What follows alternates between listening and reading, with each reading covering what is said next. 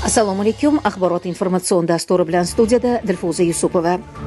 O'zbekiston Milliy arxivida O'zbekiston Respublikasining ayrim qonun hujjatlariga davlat xizmatlarini ko'rsatish tizimini yanada takomillashtirish, manfaatlar to'qnashuvining oldini olish, shuningdek arxiv sohasidagi munosabatlarni tartibga solishga qaratilgan qo'shimcha va o'zgartishlar kiritish to'g'risidagi qonun loyihasi muhokamasiga bag'ishlangan seminar o'tkazildi.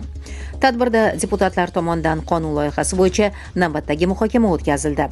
Arxiv ishi to'g'risidagi qonunga kiritilayotgan o'zgartish va qo'shimchalar arxiv ishini raqamlashtirish, boshqaruvni ixchamlashtirish va arxiv xizmatlarining sifatini oshirishga xizmat qiladi. Arxiv hujjatlarining elektron nusxalarini asl nusxa sifatida tan olish hujjat aylanishini soddalashtiradi hamda qog'ozbozlikni kamaytiradi.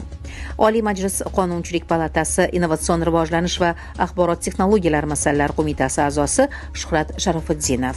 Seminarda UzArxiv faoliyati bilan yaqindan tanishish birinchi navbatda va eng asosiy masala mana shu Qonunchilik palatasi bugungi kunda ko'rib chiqishda bo'lib turgan o'sha UzArxiv bilan bog'liq qonun loyihasini takomilga yetkazish bo'yicha aniq bir takliflar, o'sha joyini ko'rgan holda, o'rgangan holda belgilangan normalarni amaliyotda qay darajada ishlash mumkinligi nuqtai nazaridan o'rganish ishlari o'tkazildi.